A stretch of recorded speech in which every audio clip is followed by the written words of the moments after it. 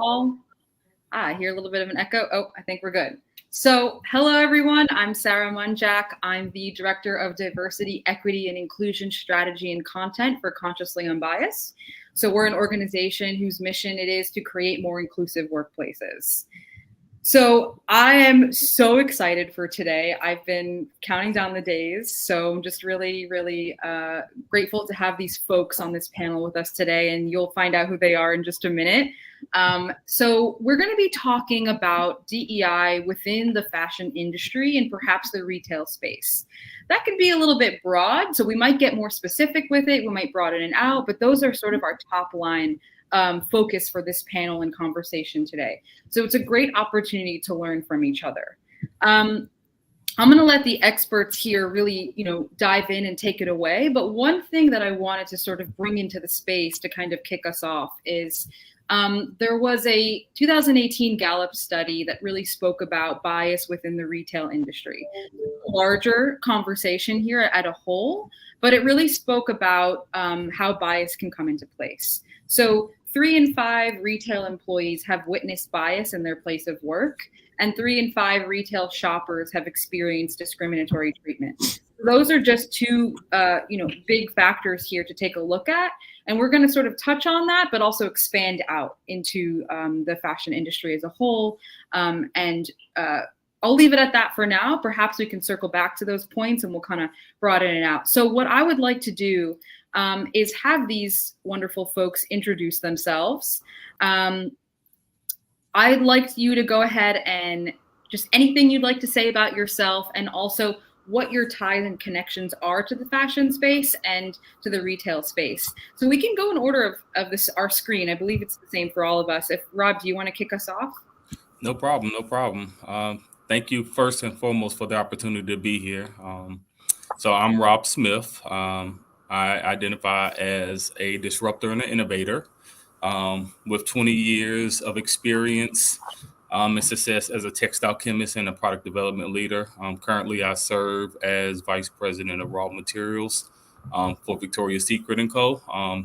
2 weeks into this role, so excited to be here, but have had a vast experience with many different brands throughout my over 20-year career. So looking forward to the conversation. Okay. Hello, everyone. Again, also, thank you for having me in the space. My name is Jean-Luc Charles. I'm the Vice President for People and Culture, Diversity, Equity, and Inclusion at Eileen Fisher. I identify as he, him, or my pronouns are he, him. And my background is in organizational development and coaching, but the opportunity to connect that to DE&I is really exciting for me. I've been with Eileen Fisher for 6 years.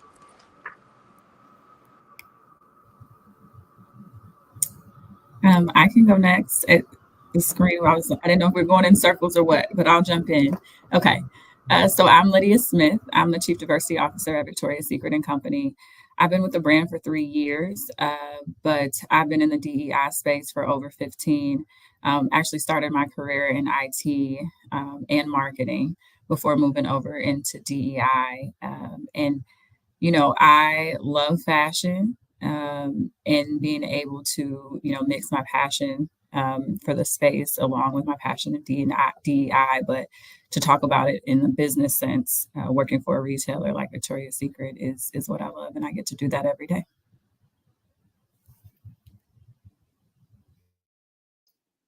I guess it's me next. Hello, everyone.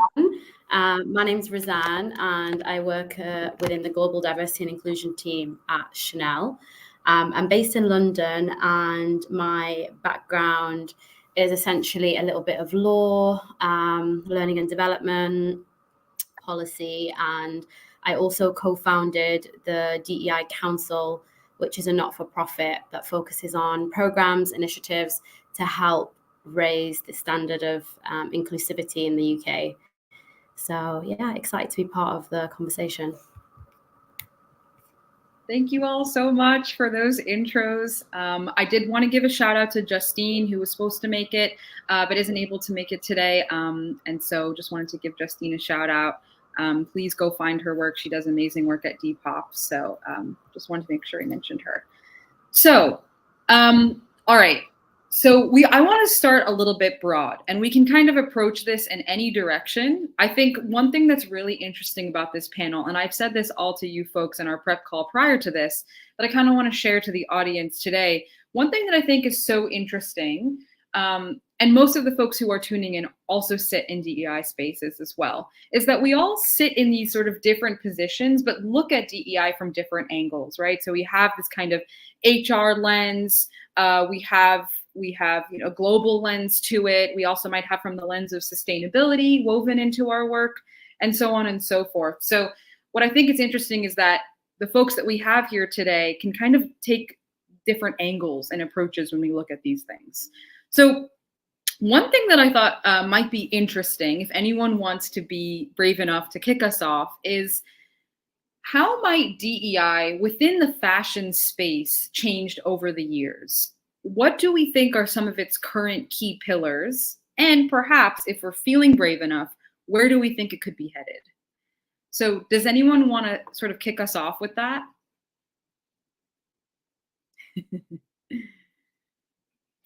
I could say a few words. I mean, I think that DEI has come into fashion in lots of different places, particularly around the issues of representation, and brands that have really struggled around their outward-facing message and have in some ways gotten their hands slapped, right, by consumers as they've engaged the consumer population with marketing that then gets these huge uproars. And there are lots of brands who've, over the years have had things around that, particularly around the issue of race and how race is represented in fashion.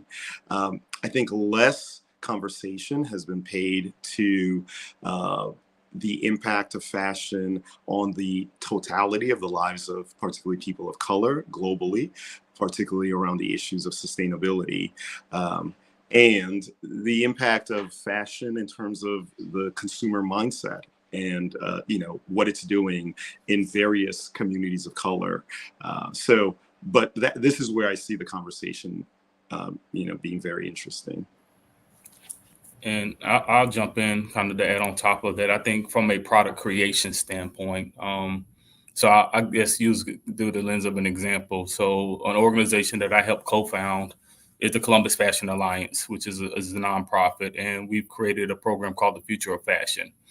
And the whole premise of this program is it starts off with this big idea of taking 15 to 20 young people, primarily of marginalized communities, and asking them, like, what's your contribution to culture? Because often we view ourselves that influence this industry mostly through a consumer mindset. So we take products and we add style to them, but often are left out of what it really means to contribute to the product creation and being able to imagine seeing themselves in some of the roles that all of us occupy, especially when you also think about on the product creation side.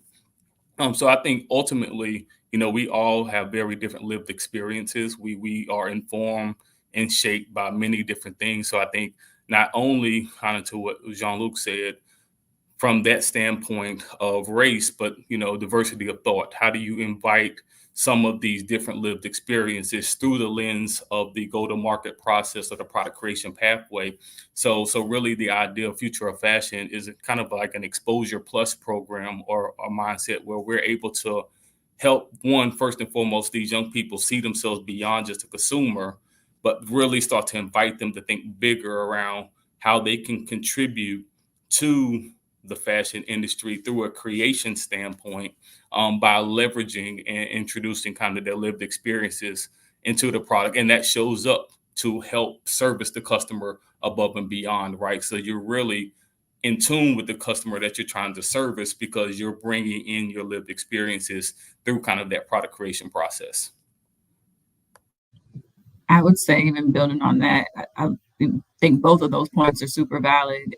The word I would use is cultural relevancy. When we talk about the history of DEI and what that looks like in fashion, I think for years, when we talk about what's culturally relevant, we are often centering that conversation around groups that are historically marginalized. They're starting trends and they're helping to develop what becomes what's pop culture, but it starts within oftentimes marginalized communities. And so a big piece of this work is ensuring not just representation, but to Rob's point, that diversity of thought, those voices are heard, they're behind the scenes, not just in front of the camera in performative ways.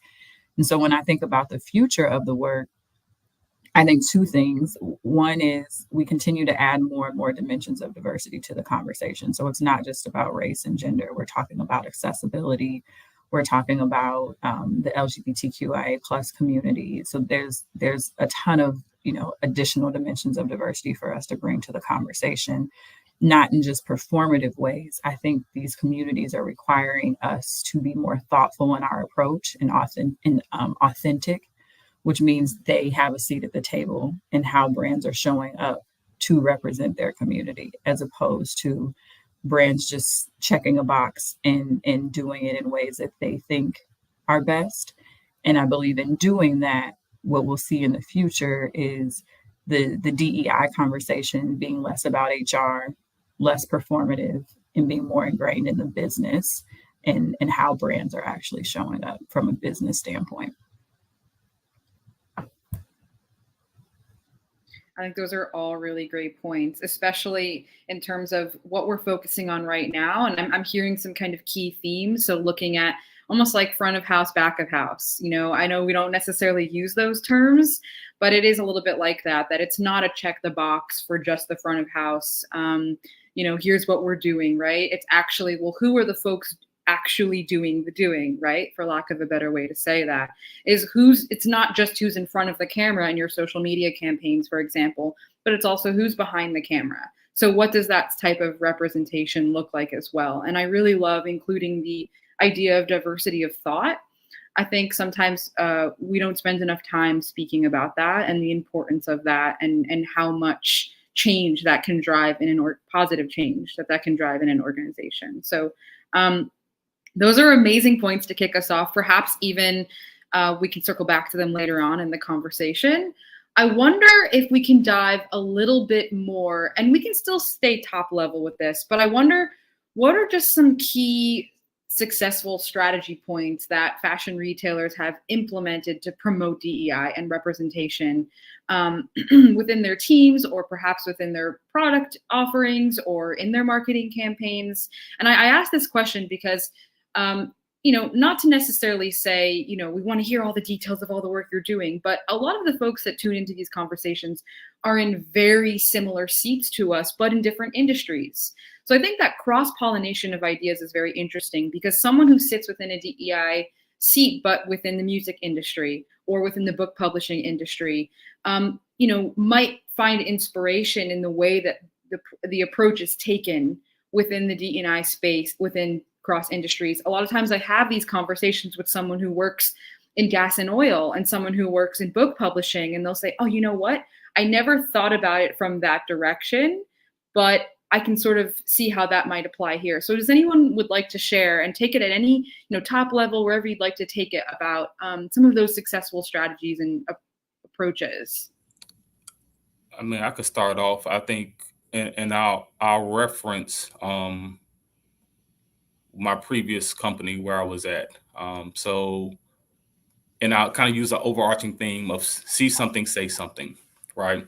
So I had the honor of helping to be a part of a team that helped to make an intentionality of really standing tall to bring DE&I into the conversation of the culture of the organization, right? So not that it wasn't anything that was maliciously not a part of the organization, but I think how do you make it a little bit more intentional? And part of the work that we did is kind of the founding team of really trying to not only identify the business case for it, but it started with the level of vulnerability, right? So I often, when we started to think about an opportunity of adding value to the organization, it started with me sharing a lived experience, an experience that I had working alongside some of my colleagues and counterparts, where we were identifying opportunities within the market.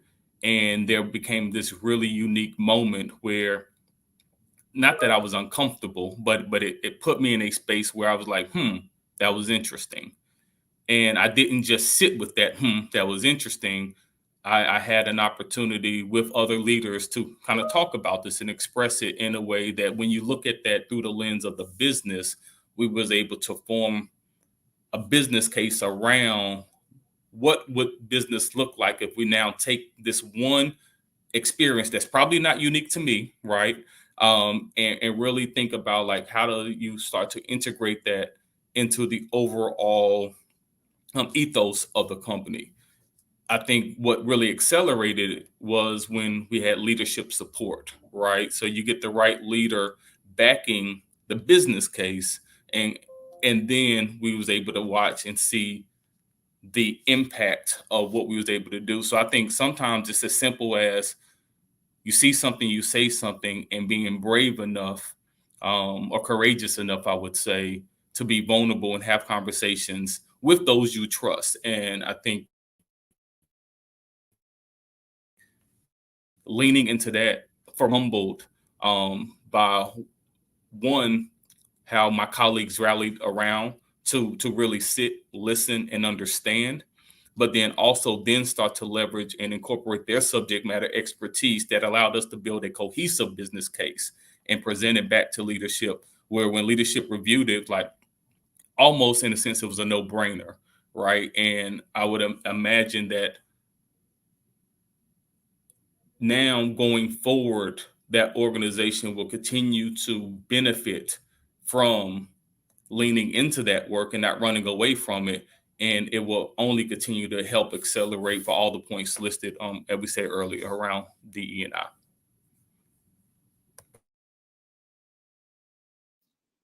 Yeah, thank you for sharing that personal experience and also how it applied to the larger picture of the company as a whole and then got embedded into the strategy as well.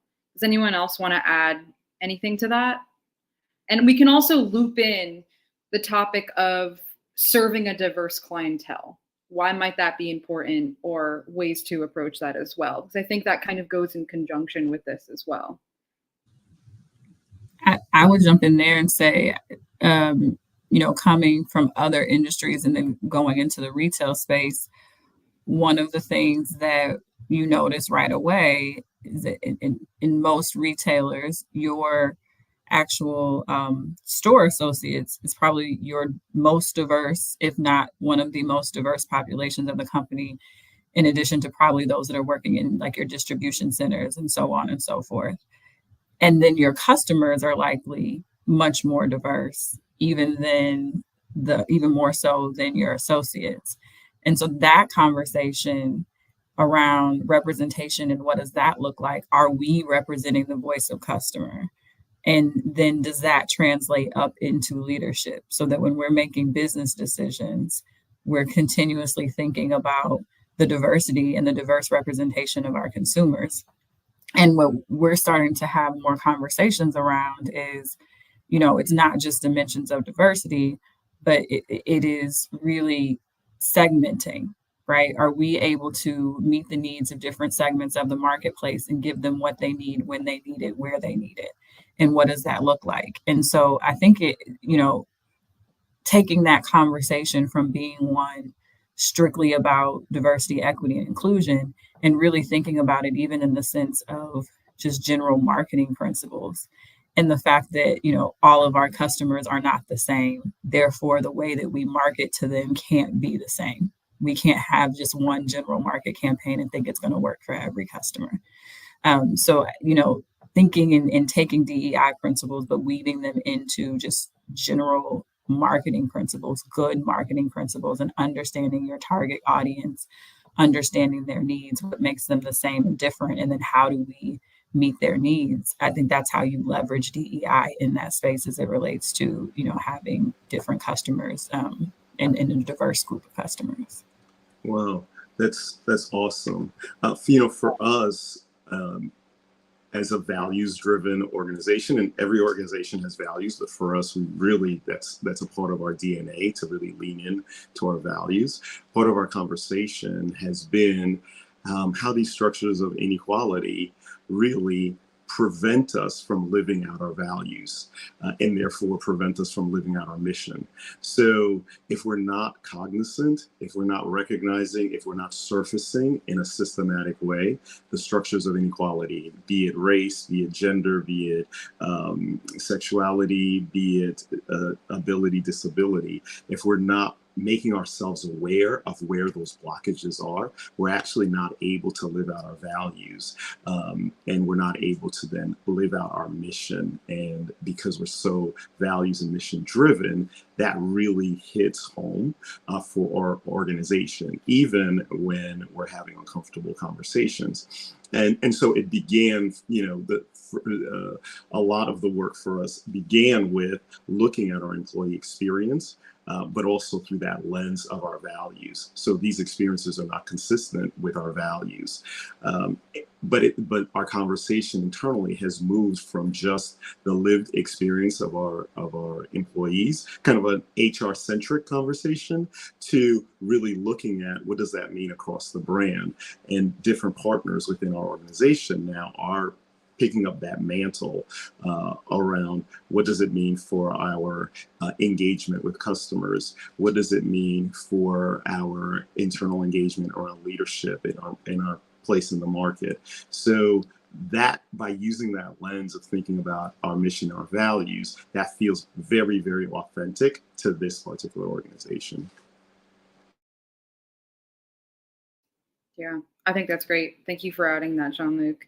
I wonder if I might pivot for a moment. Does anyone have anything to add on that before I slightly shift us? All right, great. I'm curious about, does anyone have anything to say about the intersection of thinking about things like supply chain, and how that might, Rob, I see your face. I think you might have a lot to say about it, or perhaps something to say, because sometimes when we have these conversations, we sort of miss this critical piece of supplier diversity and supply chain, right? So how might that intersect with D&I strategy? Yeah, that's the world I live in, right? It's trying to edit my thoughts. I think it's crucial, and I'll start first with vernacular. I often will look at this, and I don't think about it as suppliers. I think of them as partners. And I've been very intentional in utilizing terminology as partners, because ultimately in a partnership, I view it as a win-win opportunity, right? In order for me to be successful, I have to understand what motivates my partners. And I think there's also then this incorporation of intentionality, really being mindful of bringing partners to the table that can meet the business needs, but then also looking for those that often aren't necessarily given the opportunities to support and grow with the organization and the brand, right? I think your partners are vital to the success, right? So any brand is often going to rely on someone to bring that idea to life, materially, whether that be the world that I tend to occupy the most with raw materials, whether it be production partners that are executing these great, amazing ideas. And sometimes it often includes those that provide various trims and components that I'll say the bells and whistles that can put an idea or design over the edge.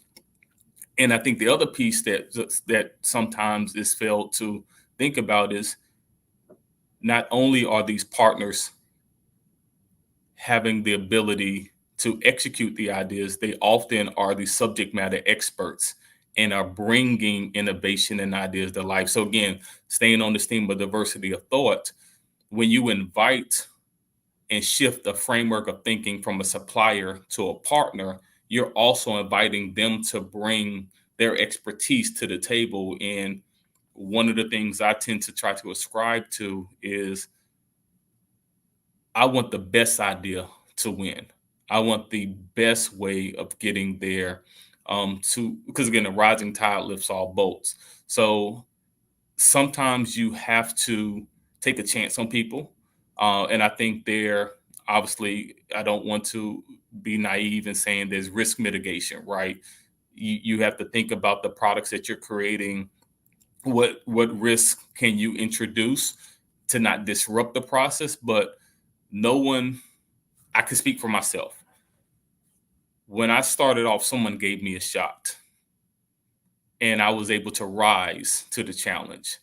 I think it is my responsibility as the seat that I now sit in to identify those that are putting in the work, putting in the effort from a partner standpoint to give someone a shot. And I think if I'm smarter as I think I am, I can create opportunities where I'm able to still meet my deliverables and help others get the experience, the exposure that they may need to accomplish their goals and dreams as well.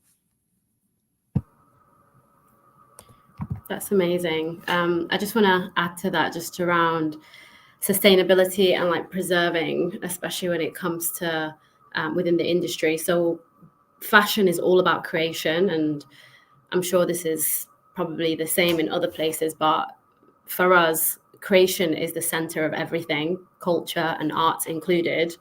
And one of the things that we have really tried to do as much as possible is preserve our endangered suppliers.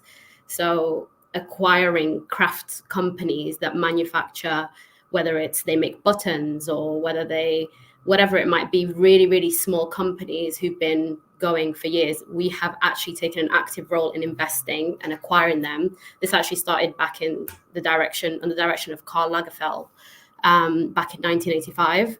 So now we've actually got up to 40 different suppliers that we've actually acquired, and also created a space for them. So we really do invest. So I don't know if anyone knows Chanel 19M, but it was opened in 2021 in Paris, and it essentially has masons or people who actually do embroidery or create hats, or Gusan who do like all of the jewelry on fashion shows, etc. So we intentionally created that space for them. And actually, they don't just work with Chanel, because the idea is that we're trying to preserve that industry. So they work with other houses as well.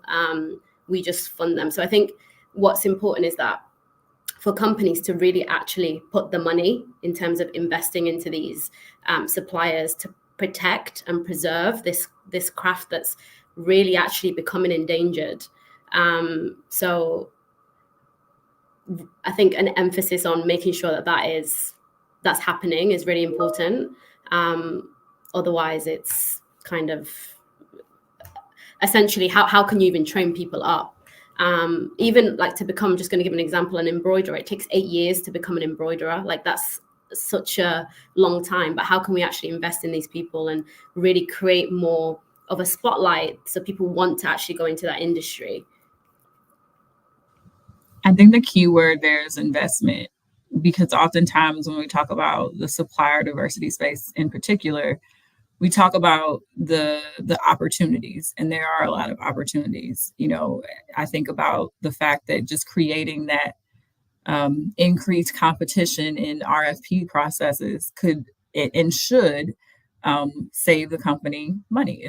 It should lower your costs ultimately in the long run, but that takes time. There's processes that have to be built. There's expertise in being able to really go out and source and find those suppliers, and so it does really take a company prioritizing the investment to actually make this work. And it's just that. And so I think companies that aren't willing to do that, aren't willing to invest dollars into a program to, one, help develop, train, and build up that next generation of suppliers, they won't be successful at it. And you have to go into it with that mindset that this is going to take time and money. There's absolutely a return on the back end, but just like anything else, you have to invest in this space in order to make it work. I want to have an entire discussion just listening to y'all speak about just this, because this piece is the really interesting part. And Rosanna, I didn't realize that it was also looking at it from the lens of preservation, preservation of skilled artisans as well. That's Yeah. really interesting. I want to hear more about that, but we might not. Did you want to add something onto that, or? No, it's fine. I could obviously talk about it a lot, but as I said, it's something that, like, Chanel as a brand, we're split into 3 divisions. So obviously most people know fashion, and then we have fragrance and beauty, and watches and fine jewelry. And particularly within fashion, the people, even the atelier, so like the tailors, the people who do that, all of that, they're aging. The people who make the bags are aging. Like, we need to protect that industry and that sector to a point where we're trying to invest more to actually make it cool to be a seamstress or to be a tailor. And how can we actually really tap into individuals and just that generation so they can see that as a career? So I think preserving it is as I said, is a priority for us, and we do invest a lot of money in that.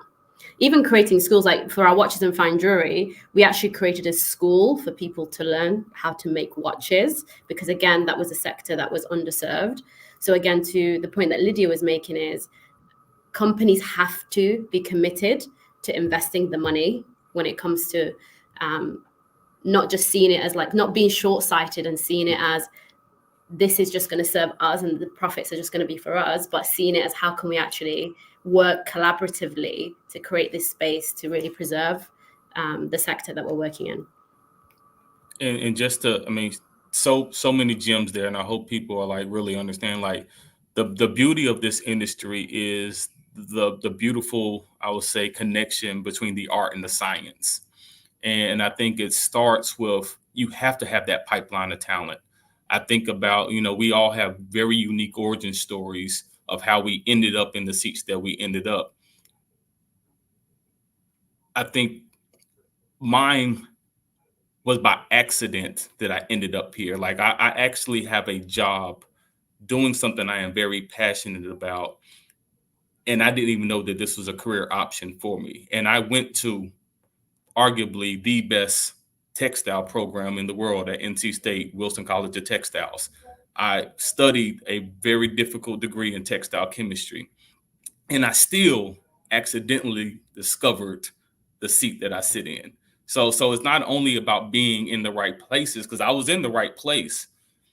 I didn't know what I didn't know. I didn't know that you needed to build relationships with professors. I didn't know that there were opportunities beyond just internships and actually building relationships with industry professionals. Thank goodness for things like LinkedIn now that allow accessibility of being able to make connections.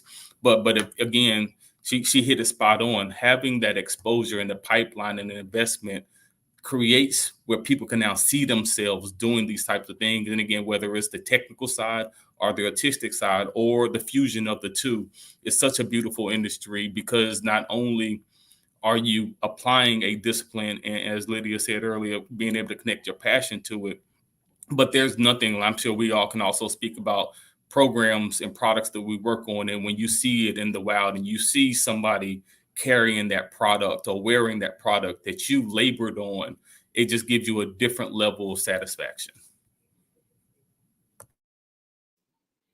Yeah, and I think the key word there is accessibility, in the way that you're saying it, but also when you're speaking about oftentimes some of these marginalized folks who might be in the background or how they might be perceived, and you're able to platform them by featuring them in your product, right, is also creating space for folks like that. Razan mentioned earlier that a lot of times these folks who are making the bags are older, right? So also, being able to kind of bring them into the space as well. I kind of wanted to pivot a little bit into this. I'm curious about the tie between DEI and sustainability. So for some folks who might be kind of listening to this, they might say, like, well, what is the tie? Or if they sit in a DEI seat and they've never thought about how that might tie into sustainability. We're sort of remiss a little bit without Justine, because I know Justine's position for Depop is actually a combination of the two. I believe it's Director of DEI and Sustainability. And I don't know that I've seen that title so often. But I know, Jean-Luc, you sort of sit kind of in that space a bit, or, particularly at Eileen Fisher. I wonder if you might have anything to say on that. Sure. So I sit within a group, an informal group called People in Planet, which is a gathering within our organization of various leaders who are involved in just that, right? People in Planet. There's representation from design, there's representation from facilities and architecture, there's representation obviously from our People and Culture team, and it's broad. And I think the idea is that there's no business to be done on a dead planet, right? So that integration of the impact of people and the connection, I think what the lens of DEI allows for these kinds of aspirations is it really allows for a more structured conversation around inclusivity. What are the voices that are not being heard? And how are those voices critical to the problems that we want to solve? So we didn't get here by accident. The structures of inequality are intentional. And so destructuring that inequality has to equally be intentional. And it's the same thing in the sustainability conversation. And any attempt to have the sustainability conversation without recognizing how deeply integrated it is in issues of colonialism, in issues of racism, in issues of who gets to do what on the planet, is a fool's errand. So people who are passionate about sustainability have to be versatile in the conversation around diversity, equity, inclusion. Otherwise, you're not even looking in-house to see how you're contributing to the very problem that you're trying to eradicate.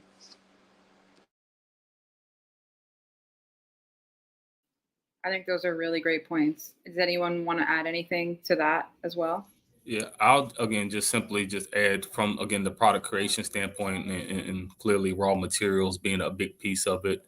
Sustainability has been an ongoing conversation within the industry, knowing obviously the role that this industry plays to the global planet. I think often you see DE&I components sitting within kind of the ESG conversation, and I think being housed within the framework there. I think for me, I often try to approach it from a very simple approach. At the end of the day, as Jean-Luc said, we all occupy this planet together.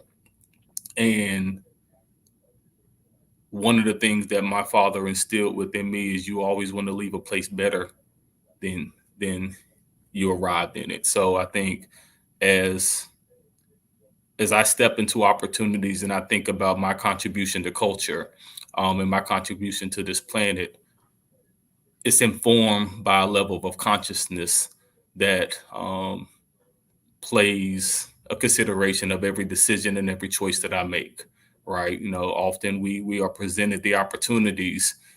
We just have to have the courage to follow our convictions. And it's not easy work, right? It's not often the conversation that people want to have. It tends to often come at a cost because many, through the lens of a material standpoint, it's not readily available and or commercialized. But it goes back to the theme that Razan and Lydia spoke about regarding investment. And I credit, those like Eileen Fisher who have been at the forefront of a lot of these conversations and open sourced and sharing. So while many of us may compete in the marketplace with our products, and ultimately the consumer gets to vote with their dollars on where they want to support, I think there are tremendous opportunities for those of us that sit in some of these seats to share learning, share best practices, some of our aha moments, some of the things that trouble us. Because again, at the end of the day, there's not going to be a singular approach that wins this thing.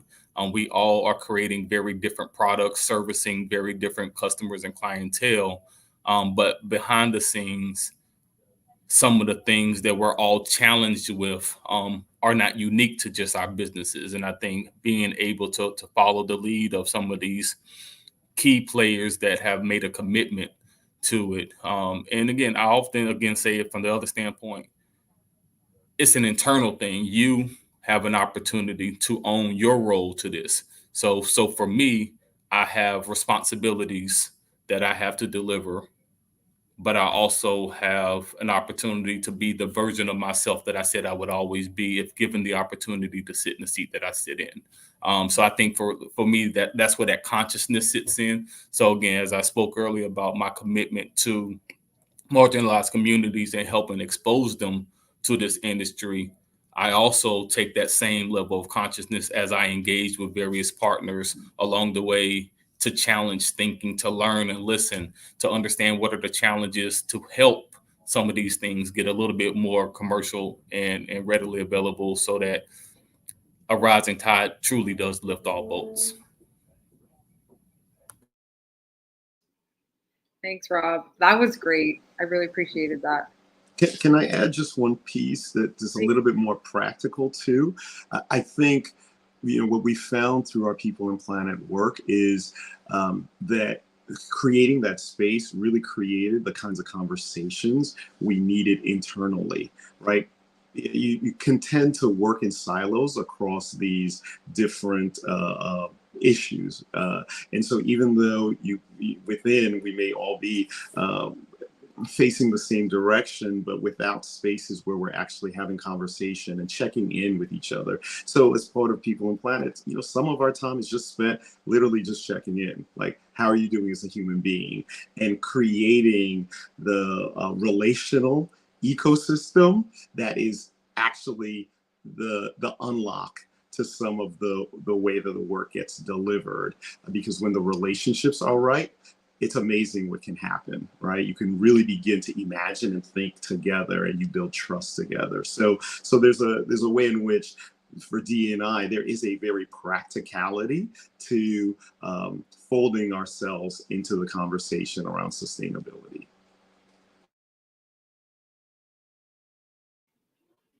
That's really helpful. Thank you. All right, so I'm looking at our time here. I wonder, Razan, I know, not to single you out here, but I know you sit in a global DE&I seat, and I'm sure you're not the only one here on this panel who's also thinking globally as well. So I don't want to single you out. But I know folks are sometimes curious, how might a global lens to DE&I be different than a position that focuses on just one region? Yeah, absolutely. I think when it comes to applying DEI globally, I mean, not just within fashion, just more broadly, it is actually quite complex, because when it comes to creating processes, policies, systems, whatever it is, you really have to obviously think global, but you act local. So you're giving the core principles and parameters to how things should be applied, but we call it freedom within a framework. So you have the framework, and then you have your freedom within that framework of how you apply it. So obviously with changes, whether it's economically or legislatively, I know in Europe we've got like the CSRD, which is a regulation that's about to come in 2026, which is essentially mandating companies to disclose disability data and age and various different things. We have to really be strategic with how we can apply that. And even just a definition, given disability, what is the definition of disability? So of course, we might have a broad definition, but how that's understood in Asia is very different to how it's understood in Europe, as an example. So I think it's really also working and leveraging and leaning on your local key stakeholders to give you that understanding of the cultural nuances as much as possible. In Asia, the fashion industry is really vast and varied. So countries like Japan, South Korea, they have really strong domestic fashion industries, which could obviously be quite a unique challenge for us within DEI, but we really lean into our local community there to understand the differences. If we're launching a product in the Middle East, we might be mindful of what the model is wearing, or you really have to just think of key things. And even like when we do campaigns, the calendar that we have globally, it's so different. The colors we use are different. The images we're going to use are going to be different. So it's just, how do you apply that to ensure that you're giving the tools and the guidance, but not limiting the individuals? And then the only thing that I would add to that is, I love the think global, act local. And that, especially when you're talking about a brand that shows up. So it's not just your workforce aspect that is global, but the brand is global. And I think it's an international piece to it, because what then happens is we have the same values across the company. How those play out, what that looks like on the local level may be different, but then even campaigns may be different. And so that's where you have to have teams and people who are able to think through, what's culturally relevant. I'll use an example, something that came up with us. We have a very strong presence in Asia. And so, Lunar New Year, how Lunar New Year shows up in Asia, the way that it's celebrated, the way, even as a brand we show up, would not be culturally appropriate in the US. There's a different dynamic in the US. There is cultural appropriation that becomes more of a concern and an issue. We also have to think about, before we do things on a retail perspective, we have to make sure we are supporting those communities. And that we're showing up for them 365 days of the year, and not just trying to make money off of a community with the product during a celebratory month. And so there's so much there to be thinking about from a global perspective. Yes, we want to be inclusive of, communities of different cultures and think globally, but how those things show up in the US could look different. And so it's both. It's back and forth. Sometimes things start in the US and we have to build a strategy and think about how we take that globally. Sometimes things start in other countries and we have to think about how we can appropriately bring them to the US. So it's a back and forth that happen. I love that. And I think what it demonstrates is that the role of DEI is really as a strategic business partner. And that if that lens is not there, if it's just thought of as an addition or a sideline or even a compliance, just kind of a low-level compliance role, it's really missing out on what this role can potentially do in an organization. And the types of complexities that people occupying these seats really have to manage and support, and then push out. You have to push out the complexity back into your organization to say, hey, I need a more nuanced perspective on this. I need a more nuanced response. I need a more nuanced development of skills around this. So that was great, Lydia. One thing just to add, also really great to hear that as well, is I don't know how everyone else obviously operates and the way that they work, but we actually do not mandate globally. We give, as I said, a framework. We don't do that. So we try to lead with influence rather than authority. And we found that actually has really helped engagement massively. Because I know a lot of companies will create a process or a policy and say, this is what you must do. You must do these things. So that's something else that I think has worked quite well. I don't know if you see me over here just furiously taking notes, because you see me looking down. That's what I'm doing. These are some gems. So I hope everyone is awake and paying attention. We have freedom within a framework to think about. We have think global, act local. There's so much to learn here. I can't believe we only have a few more minutes with each other. But I just wanted to take a pause right here to just say, thank you all on this panel. You're really getting my gears turning today. And there's a lot to think about. So I just appreciate you all. So we're almost at the end of our hour together. I wonder if we want to just spend, before we have our wrap up question, a small moment.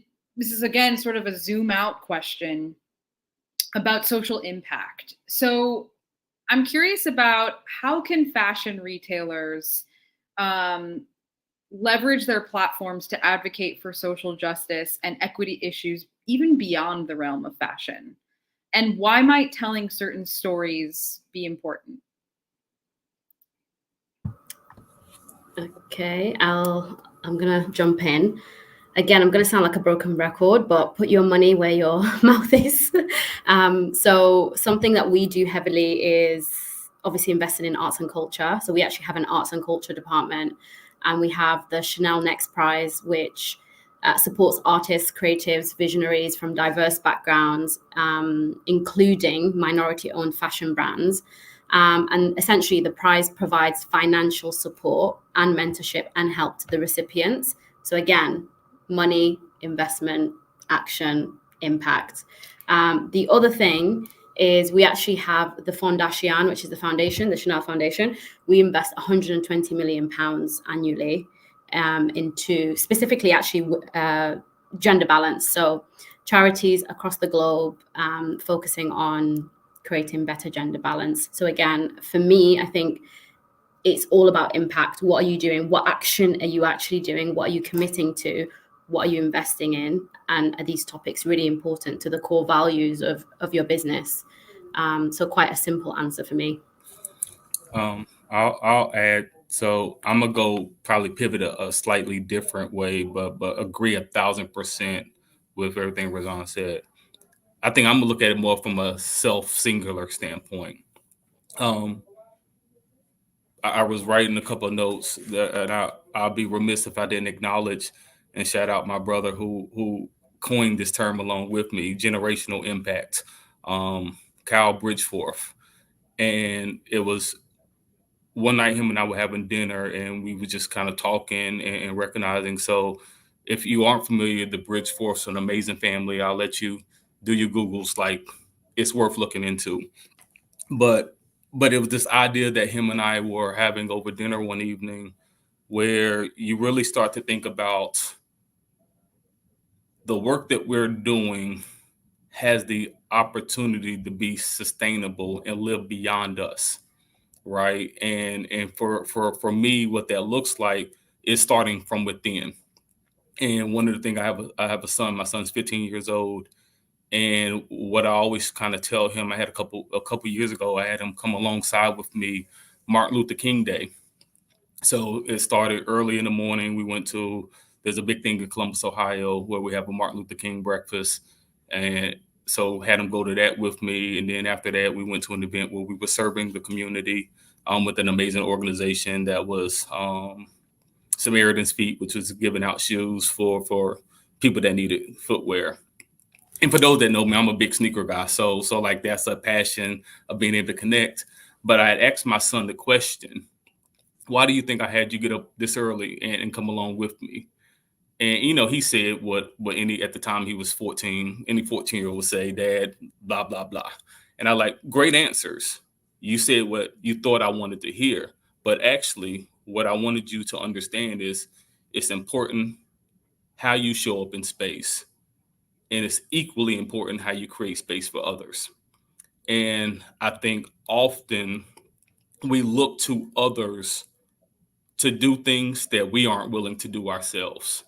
So for me, I wanted to model a behavior to my son that will start the conversation around what generational impact would look like. So when Kyle and I were having that conversation at dinner, and you start to think about, okay, what are the things that I'm doing today that will make tomorrow look better? And what are the values and the seeds that I'm planting? Maybe I will never reap the harvest, and that's okay. Maybe my goal is just to plant the seed. Maybe sometimes it's my role to water. Sometimes things take a while to germinate, right? Like all of these things don't happen overnight, but there's a level of intentionality that we have to do. And I think, again, I'm not looking for anyone else to do what I'm not willing to do myself. So again, how I show up in space, but equally how I create space for others. All right, I hope everyone just wrote that down. Generational impact, right? So it better be written down somewhere. Thank you, Rob. Thank you all. We have 5 minutes together. I'm going to end this with the way that we end all of our consciously unbiased conscious conversations, which is with the idea of a microprogression. So we all know what a microaggression is, but here at Consciously Unbiased, we've coined the term microprogression. It's the opposite, right? It's an action step. It's a small action step that builds positive change towards inclusion, right? So what is something, and I want to go rapid round. If you all have, it could be something short and sweet. What is something that anyone can do? Let's say they don't sit in a DEI position. What is something that anybody can do to build a more inclusive environment? I'll jump in. I tell leaders all the time to listen and actually be quiet and wait. In that awkward silence in a meeting where you ask for feedback, you ask for ideas, shut up, be quiet, and wait, and then reward the people that do speak. Otherwise, you won't have, the psychological safety to actually get the really good ideas from people who historically have felt like they couldn't speak up. I'm going to tag into that. We have a practice we call silence at EF. I believe that silence, just taking some time before a meeting, before a presentation, even if it's 5 breaths, and inviting the group to do the same, really creates the kind of grounding that can make a difference. I'll jump in and I'll say, seek out the clarification that you need.